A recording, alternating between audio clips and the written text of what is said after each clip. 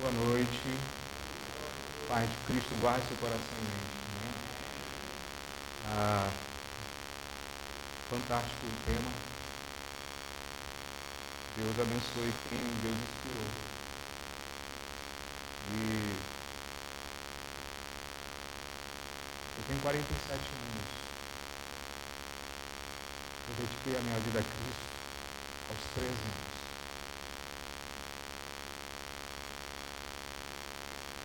E eu estava ali chorando muito no louvor, porque Deus estava me lembrando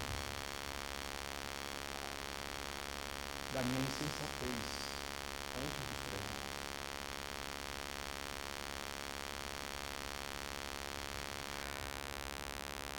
E eu era muito rebelde e agressivo. E aí quando Jesus entrou na minha vida, depois de algumas semanas minha mãe chegou assim para mim e disse: olha que eu era ruimzinho mesmo, era bem sensato.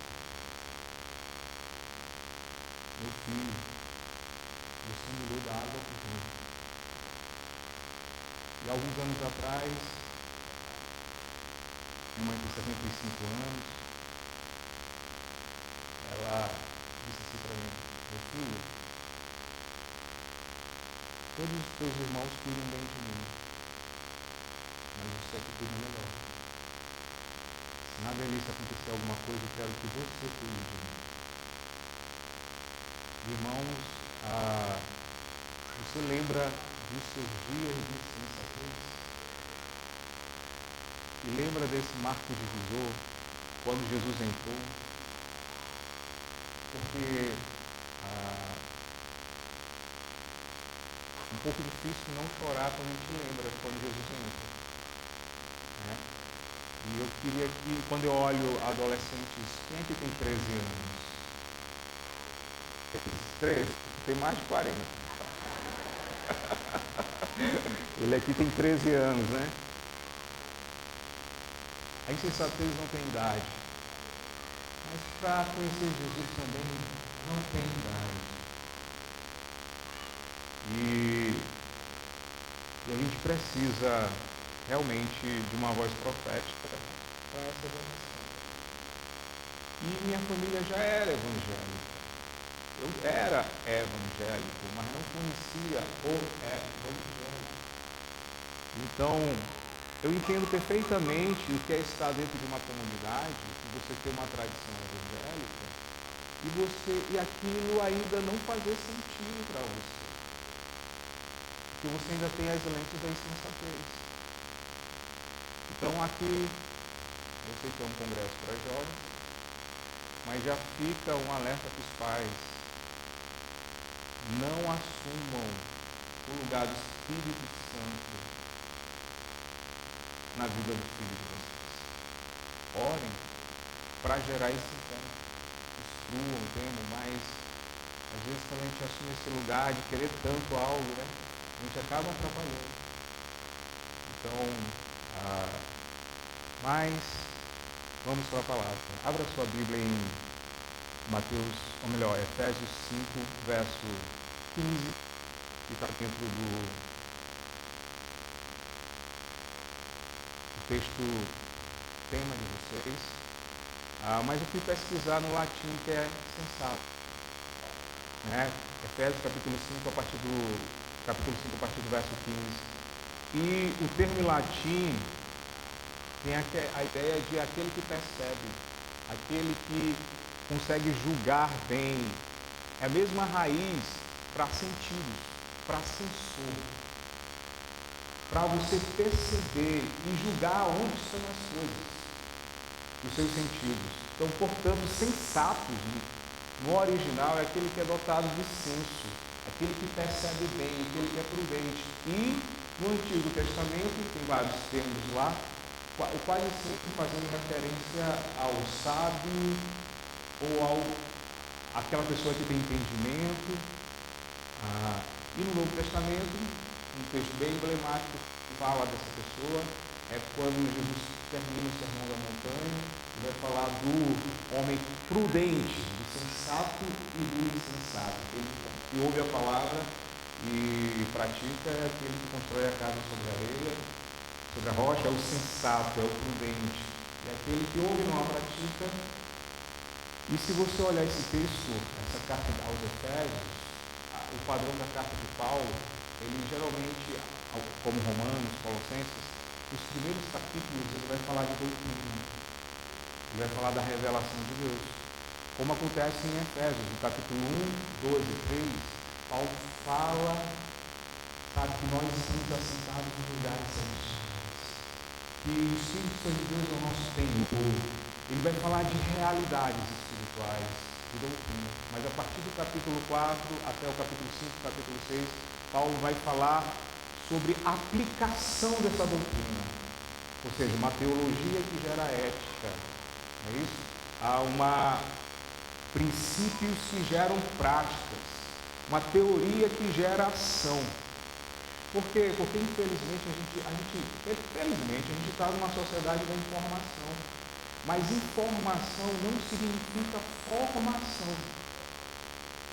Você pode saber cognitivamente e até dar um bom estudo bíblico, mas você não vive, não pratica, você não sabe espiritualmente aquela verdade. Não sabe. Então a gente precisa discernir isso. Então Paulo está escrevendo de uma prisão, dando conselho para a igreja de Efésios. Provavelmente Efésios talvez tenha sido uma carta circular, porque nos escritos mais antigos não tinha a cidade de Efésios, então era uma carta que circulou naquelas igrejas da região. Mas você vê alguém dentro de uma prisão, ainda dando instrução sobre a vida cristã, sobre o que é ser sensato, ainda estando ali prestes a sofrer uma sentença de morte. Então, esse é um pouco do contexto da carta, e vamos ler lá o texto. Efésios 5, verso 15 a 21. Portanto, vede prudentemente como andais, não como necios, mas sim como sábios, remindo o tempo, porque os dias são maus. Verso 17. Por esta razão, não vos torneis insensatos, mas procurai compreender qual é a vontade do Senhor, e não vos embriagueis com vinho, no qual há dissolução, mas enchei-vos do Espírito, falando entre vós com salmos, entoando e louvando de coração ao Senhor, com hinos e cânticos espirituais, dando sempre graças por tudo ao nosso Deus e Pai, em nome de nosso Senhor Jesus Cristo, sujeitando-vos uns aos outros no temor de Cristo. E aí, se você for lá para o verso 1 do capítulo 4, Paulo vai dizer: rogo-vos, pois, irmãos, o prisioneiro do Senhor, e aqui ele está fazendo um joguete mesmo. Ele é prisioneiro, ele está preso na prisão romana, mas por causa que ele é prisioneiro do Senhor. Antes de ele ser prisioneiro de César, ele é prisioneiro do Senhor.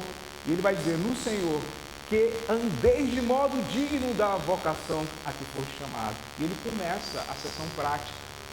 E aí no verso 1 do capítulo 4, capítulo 3, ou melhor, capítulo 4, capítulo 5, ele vai dizer: sede, pois, imitadores de Deus, como filhos amados. E nessa sessão prática ele vai falar: olha, não, vocês não devem mentir, não deem lugar à ira, aquele que roubava, não roube mais, mas trabalhe para ter o que acudir ao necessitado. Então, aí eu sei que essa é a terceira palestra, e que eu vou ser bem pontual e prático com você. Vamos ver quais são as marcas de uma pessoa sensata. Quais são o checklist de uma pessoa sensata, de acordo com esse texto aqui que a gente leu. Por exemplo, portanto, sede prudentemente como andais, não como necios, e sim como sábios. Uma das primeiras marcas de uma pessoa sensata, sabe qual é? Ela sabe se autoexaminar. Ela sabe fazer autoanálise. Ela sabe se autoavaliar, se autoanalisar se as suas decisões, ações, motivações estão levando ela para o caminho da insensatez ou da sensatez. Todo mundo aqui já fez algum exame laboratorial, né? Hoje eu estava tirando sangue, fazendo alguns exames da semana, e lá, quando você recebe o seu exame, tem lá o valor de referência. O mínimo, tá? E o máximo. E você precisa, para você estar normal, ou melhor, para você estar bem em saúde, você precisa estar ali. E se você for ver esse texto, esse verso 15, ele coloca as duas referências. Portanto, vede prudentemente como andais, não como necios, referência lá embaixo, mas sim como sábios, como sensatos. Então ele dá, aqui é o extremo de uma escala. Vocês estão lembrados do Salmo 1? Onde vai fazer uma comparação entre o ímpio e o justo. Lembrado também do final do Sermão da Montanha, onde Jesus vai fazer uma comparação entre o prudente e o imprudente. Paulo está pegando a mesma escala. E aí a gente precisa se autoavaliar se nós estamos tendo essa disciplina. Uma pessoa sensata se autoavalia, ela sabe aonde ela está em Cristo Jesus. Então, lá em 2 Coríntios 13, 5, diz assim: examinai-vos a vós mesmos, se realmente estáis na fé. Provai-vos a vós mesmos. Ou, não reconheceis que Jesus Cristo está em vós, se não é que já estáis reprovados? Então, vocês estão percebendo que o autoexame é uma das marcas de necessário. Você se autoavaliar é uma das marcas se você está vivendo insensatez ou não. Só para você perceber, as primeiras perguntas que Deus fez para o homem após a queda foram perguntas para se autoavaliar. Olha lá em Gênesis capítulo 3, verso 8 ao verso 11, diz assim: Gênesis capítulo 3, verso 8 ao verso 11. Quando ouviram a voz do Senhor Deus, que andava no jardim da viração do dia, esconderam-se da presença do Senhor Deus, o homem e a sua mulher, por entre as árvores do jardim. Verso 9. E chamou o Senhor Deus ao homem e lhe disse: onde estás? Pergunta de autoavaliação. Por quê? Porque Deus já sabia aonde Adão estava. Deus conhece todas as coisas. Aqui não era Deus que queria saber onde Adão estava. Deus queria dialogar com Adão para que ele descobrisse aonde ele estava. Onde estás? Deus já sabia que onde Adão estava. Ele respondeu: ouvi a tua voz no jardim, e porque estava nu, tive medo e me escondi. Perguntou-lhe Deus: quem te fez saber que estavas nu? Comestes da árvore de que te ordenei que não comesses? Ou seja, Deus já sabia todas as respostas. Mas Adão não tinha clareza do que estava acontecendo com ele. Então, uma pessoa sensata, ela se autoavalia, ela se percebe. Algumas perguntas para você fazer essa disciplina espiritual do autoexame. Desde quando você conhece a Cristo? O que estou mais parecido com Cristo Jesus hoje do que antes atrás? Minha família, irmãos, amigos e colegas conseguem ver se Cristo tem realizado a minha vida? Pergunta de autoavaliação. Se pergunte: eles conseguem ver mais Cristo em mim do que antes? Ou eu ainda estou preso aos mesmos pecados de estimação desde o início da minha vida cristã? Eu penso mais em agradar a Deus e aos outros do que a mim? As minhas escolhas e decisões são baseadas em princípios bíblicos? Recentemente, um jovem líder da minha comunidade veio compartilhar, do relacionamento dele com uma católica devota de Maria. E ele já chegando para o pai, dizendo assim: pai, eu estou namorando. Os pais dele são da igreja, da igreja. Os pais ficaram. E aí eu conversando com os pais dele, ele é muito atuado, dando curso, né? Na Universidade da Família. Aí os pais dele, ele disse assim, ele sabe que se o pastor principal souber disso, ele sabe que ele não vai mais poder estar nessas situações do ministério. Ele nunca tinha falado isso. Aí eu fui conversar com ele. Quando disse, o semblante dele caiu. Aí ele se arrependeu. Terminou com a menina, porque a menina disse, olha, eu vou na sua igreja, no seu culto, mas você vai também na minha missa fazer as rezas com Maria. Aí ele veio, e aí eu veio conversar comigo e disse, olha, vamos ler o que a Bíblia diz. E você vai chegar para o a gente leu os textos bíblicos, né? E aí? É porque o pai dele estava com o currículo sujo. Porque o pai dele namorou a mãe dele quando ela não era cristã. O pai dele estava com o currículo sujo. E ele, pela graça de Deus, Deus trouxe a mãe dele. E eu disse, olha, seu pai errou, mesmo que Deus tenha sido gracioso, impecável, mas o princípio não muda. Aí ele conversou e eu, graças a Deus pela sua atitude. Mas as nossas decisões são baseadas, você autoavalia pelas escrituras, ou você faz um jeitinho para encaixar as escrituras no seu modo de viver. O sensato, ele se autoavalia. Mas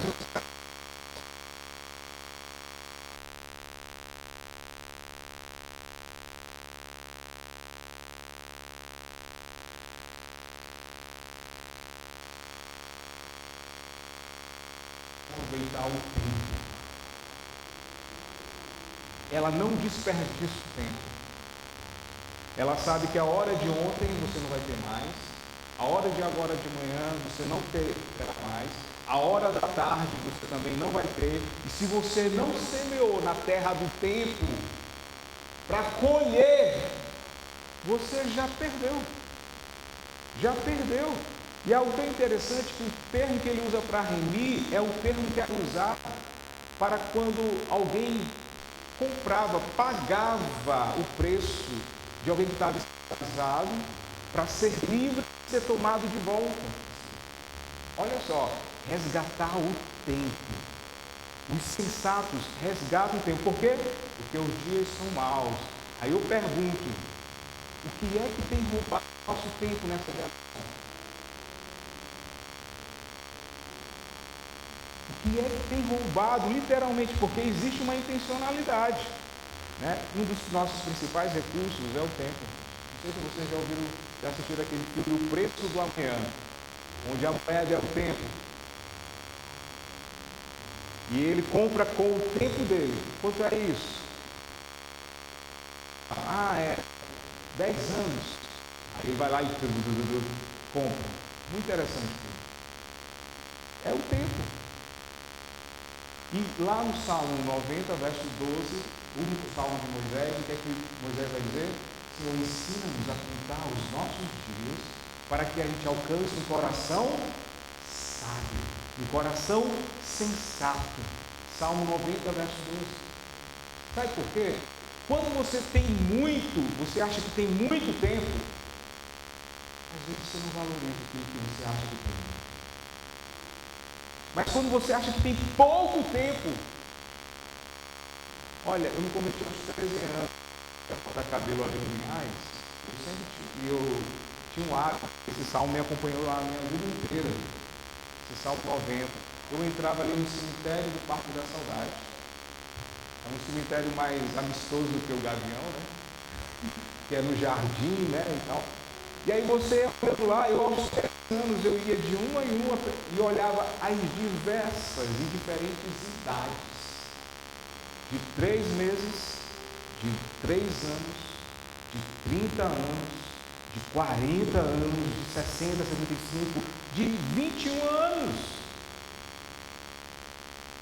Quando você tem consciência que você é transitório, você amplia a consciência da eternidade. E você começa a regular a sua escala de valores, para saber se os seus investimentos estão sendo apenas os valores terrenos, que são transitórios, ou os valores eternos, celestiais, que são eternos. Você tem consciência? Tem pessoas que têm dificuldade de falar sobre a morte, né? Mas cada vez mais que você tiver consciência do seu fim, isso te aproxima da sua finalidade. A consciência do seu fim te aproxima da sua finalidade. E você vai começar a valorizar aquilo que realmente importa. Aquilo que realmente importa. Então, o seu tempo está sendo escravizado por quem? Então, uma das marcas da pessoa sensata é que ela se autoexamina. Uma outra marca, ela sabe usar o tempo. Ela sabe usar o tempo. Você tem agenda, hein? Você tem agenda. Eu me lembro, quando eu me converti, não tinha smartphone. Não tinha nem aquele tijolão. Até computador, era poucas casas que tinham aquele computador desktop, com um telão, né, grandão, assim, mas eu era viciado, sabe o quê? Em televisão. Programa da Xuxa, tudo. O meu dia, mesmo estudante, era organizado segundo o programa da televisão. Meu tempo era roubado por isso. Eu me converti mesmo. Não me converti à religião evangélica, por exemplo, já estava lá, mas eu me converti mesmo. E aí eu percebi aquilo, me autoexaminei e disse: olha, isso daqui rouba muito meu tempo, isso aqui me escraviza. Eu fiz um jejum de nem assistir o Jornal Nacional, de 3 meses de TV. Após esse jejum, a televisão tudo perdeu a importância para mim. Foi redirecionado esse tempo para a vida de leitura da palavra, para a vida de oração, para a vida com Deus. Então, uma sugestão prática: você já tem os aplicativos que baixam no seu celular para saber quanto tempo você gasta em cada olhada no Instagram, em cada olhada no Twitter. Sabia? Tem uns aplicativos que gastam quanto tempo você passa vendo o WhatsApp. Baixe esse aplicativo e verifica, uma sugestão prática.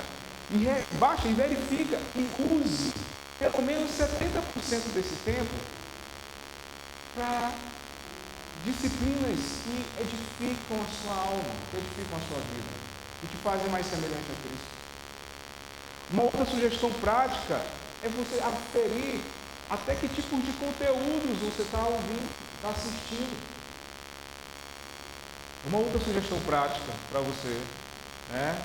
E uma outra sugestão prática é que, se você não quer perder o tempo futuro, você tem que fazer o quê? Ter uma agenda.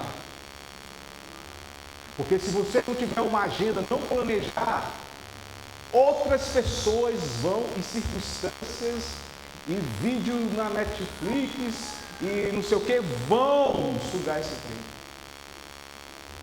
Quando você sabe contar seus dias, você se aproxima da sua finalidade. E aí você tem uma meta. Você tem um alvo de como usar esse tempo. E aí você começa a ser uma pessoa mais alinhada. Então, uma pessoa sensata, sabe usar o tempo. Verso 17 diz o quê? Por esta razão, não vos torneis insensatos, mas procurai conhecer, compreender qual é a vontade de Deus. Uma pessoa sensata compreende a sua vocação. Ela sabe por que nasceu, para que nasceu. Tanto no âmbito geral, quanto no âmbito específico. Ela sabe qual é a vontade de Deus para os seus dias, para o seu tempo. E ela se autoexamina, ela administra o tempo e ela busca compreender qual é a vontade de Deus em algumas crises, qual é a vontade de Deus específica para mim. Olha só, trabalho monográfico. Você que já fez um trabalho monográfico, você sabe que antes dos objetivos específicos tem que vir o quê? O objetivo geral. Se algum dos objetivos específicos estiver fora do geral, está errado. Então, se adeque à vontade geral de Deus, que o Espírito Santo vai te dar as instruções específicas. Se a gente não quer ser obediente àquilo que está explícito, como é que você quer ser aquilo que é implícito, que é específico? Se você não quer ser coisas básicas, como perdão, perdoar quem te magoou, coisas básicas, né? Ter vida de oração, já está tudo explícito aqui. E aí você vai começar a discernir. Não há nada mais importante, irmãos, do que o centro da vontade de Deus. Então, uma terceira marca de uma pessoa sensata, ele busca conhecer a vontade de Deus, busca conhecer a sua vocação. E aí, se eu posso ser bem prático com você sobre conhecer a vontade de Deus, primeiro, essa vontade está dentro e é confirmada pelas Sagradas Escrituras. Não sei se já aconteceu aqui de uma irmã se afeiçoar por um irmão, pedir para Deus, né? Deus, eu quero casar com aquele irmão, mas aquele irmão era casado, né? Ou seja, totalmente fora.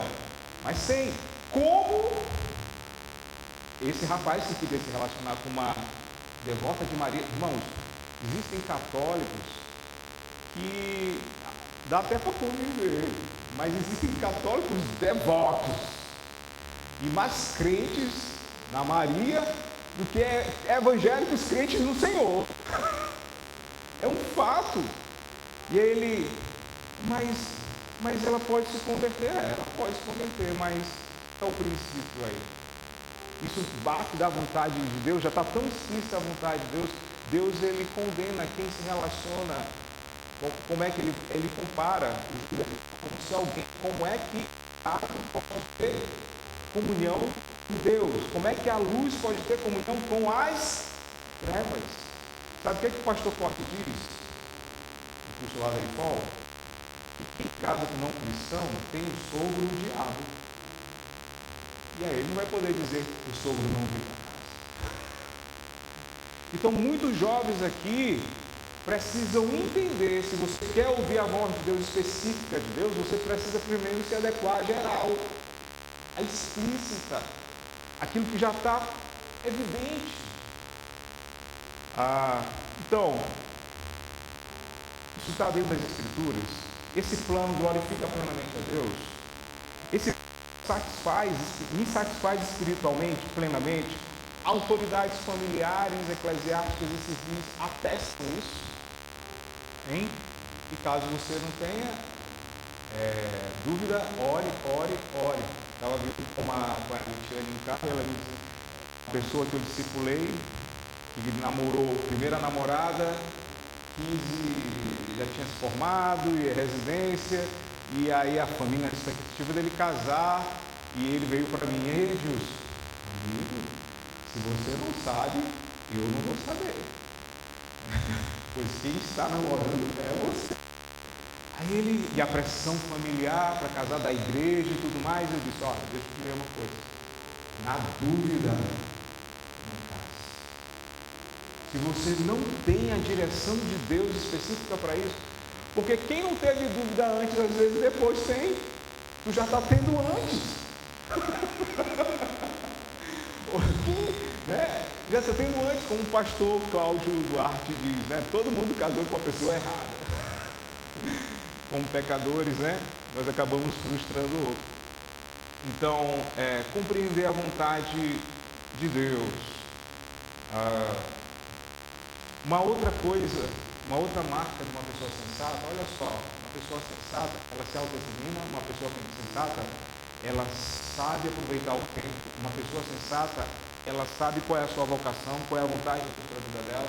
Uma pessoa sensata, no verso 18, diz assim: e não vos embriagueis com vinho, no qual há dissolução, mas enchei-vos do Espírito Santo.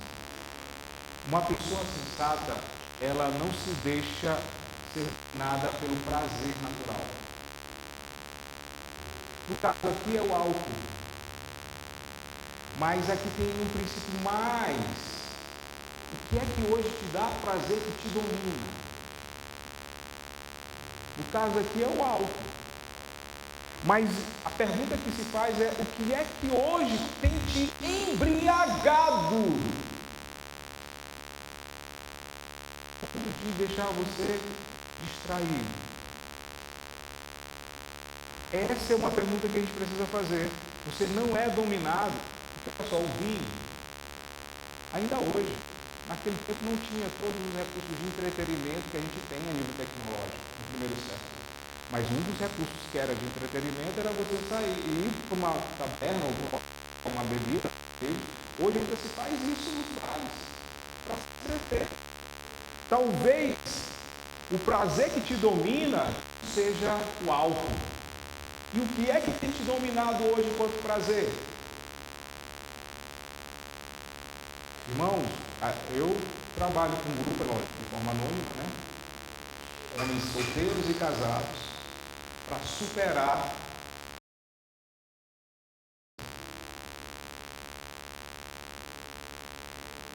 porque dominam eles.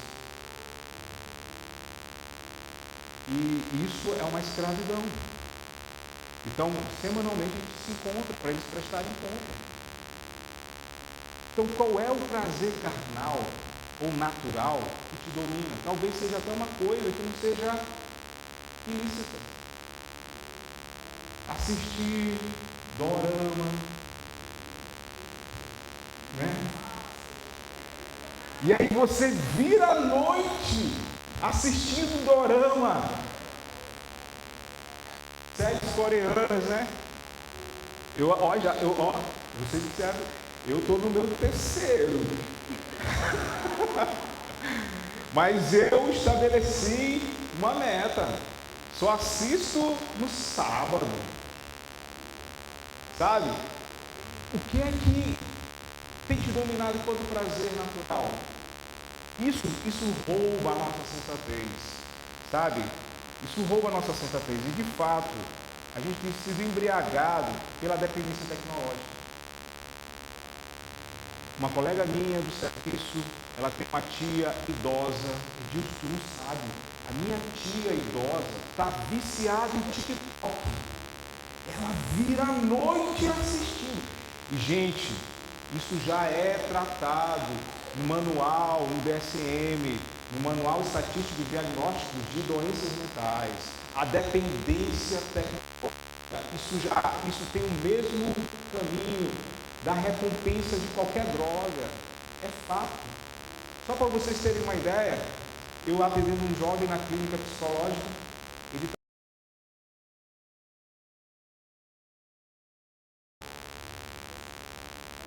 e claramente eu percebi o grau de alienação, porque olha só, a embriaguez da dependência tecnológica.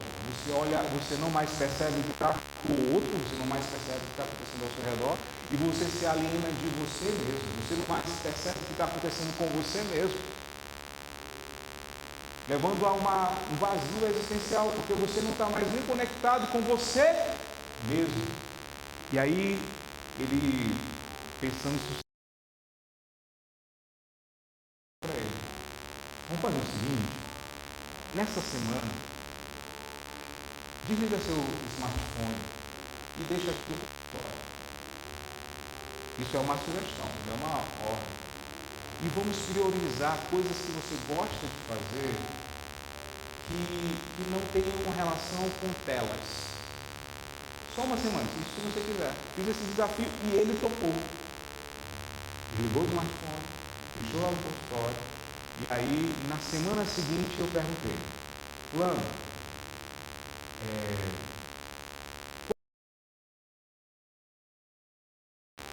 e qual foi a frequência? Quantas vezes ao dia você teve? Sabe o que ele disse? Gilson, incrível que pareça, eu não tive o pensamento de me suicidar nenhuma vez. Ele teve de acabar com a vida dele. Vocês estão percebendo que se a gente não perceber, e aí tem um videozinho aí, Esse videozinho, tenho só 5 minutos, vou usar aqui. Vamos ver esse videozinho que eu acho que é bem educativo. São 2 minutos.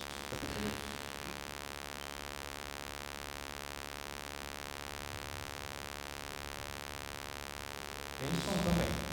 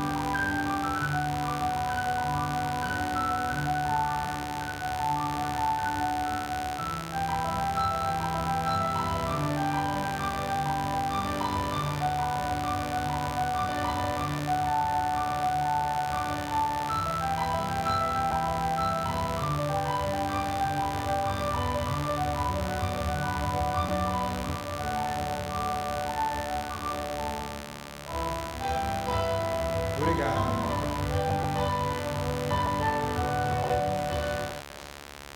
Vocês estão vendo, irmãos? Que muitos estão embriagados com a dependência tecnológica. Não estão se percebendo. E por fim, lá no verso 21, tem outras marcas de uma pessoa sensata. Uma pessoa sensata, ela sempre bonita. ela sabe usar o tempo. Uma pessoa sensata, ela não se deixa dominar pelos prazeres naturais e pela distração, porque toda a distração é, na verdade, uma atenção fragmentada. E por fim, lá no verso 21, diz assim: sujeitando-vos uns aos outros no temor de Deus. Uma pessoa sensata, ela entende que ela precisa prestar conta para ele. Sujeitando-vos uns aos outros. Por quê? Porque uma pessoa sensata sabe que o coração dela é enganoso. E em Jeremias 17, acho que é 9 ou 8, vai dizer isso: olha, enganoso é o coração do homem. Então a gente precisa de pessoas para a gente prestar conta, uma avaliação externa. Seja faz auditoria de uma empresa, às vezes uma empresa contrata uma outra empresa para eles fiscalizarem a empresa deles, uma auditoria externa. Porque o nosso coração tende a se desviar. Em Mateus capítulo 15, Jesus vai dizer: olha, do coração do homem procedem os maus pensamentos, avareza, prostituição, adultério. O nosso coração tem. Precisamos de alguém para a gente dar conta, para nos guardar da nossa própria insensatez. Alguém já lembra daquele filme chamado, acho, 124 horas, que era aquele, ele não avisa ninguém, porque ele não prestou conta para ninguém. Ele vai escalar um cânion lá nos Estados Unidos, e ele cai, uma cai em cima dele e fica preso no buraco. É uma história verídica. Mas ninguém sabia que ele estava lá. Ninguém sabia. Ele não tinha ninguém para prestar conta se ele sumisse por muitos dias. Alguém ia sentir falta dele. E ele teve que cortar um braço para poder sair. Teve que amputar o próprio braço. Isso é uma história verídica. 124 horas, parece que o nome do filme. Ou seja, a prestação de conta te guarda do seu maior inimigo. Sabe quem é? Você mesmo. O diabo é o nosso maior inimigo. O mundo não é o nosso maior inimigo. Eu sou o meu maior inimigo. Sujeitai-vos a Deus, resistir ao diabo, e ele fugirá de vós. Se você estiver sujeito a Deus, resistir ao diabo, ele vai fugir. Então, você se autoexamina, você sabe usar o tempo de forma apropriada, você conhece a sua vocação, conhece a vontade de Deus, você não se deixa dominar pelos prazeres naturais, e por fim, você sabe prestar conta para alguém, você tem pessoas para prestar conta. Isso são marcas de uma pessoa sensata. Uma pessoa sensata, ela vai sempre perguntar: eu estou mais certo de Jesus? Porque Jesus é o ápice da sensatez. Amém? Vamos ficar em pé, vamos orar. Senhor, aqui está a tua palavra. Muito obrigado, Pai, porque foi o Senhor que nos tirou da nossa insensatez. Nós não tínhamos o senso, o bom senso, de saber que o Senhor era importante. Nós nem te amamos, nem te amávamos. Nós só te amamos porque o Senhor nos amou primeiro. Não fomos nós que te escolhemos, foi o Senhor que nos escolheu. Foi o Senhor que começou a nos tirar da nossa insensatez.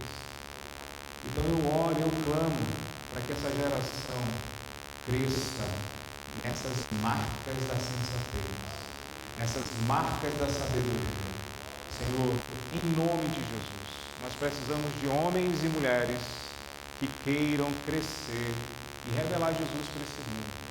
Pai, por isso traz a tua sabedoria, a sensatez, a disciplina do autoexame, a disciplina de saber administrar bem seu tempo, a disciplina de saber que precisamos uns dos outros e precisamos de pessoas para prestar conta. A disciplina, Senhor, de não nos deixarmos dominarmos pelo entretenimento, pelo qualquer prazer natural. Pai, eu oro, eu clamo, Senhor. O Senhor pode. E isso Viver a vontade de Deus satisfaz. Por isso, a minha oração, a minha súplica é que a gente possa conhecer plenamente a vontade de Deus, a nossa vocação e viver para a tua glória. Em nome de Jesus.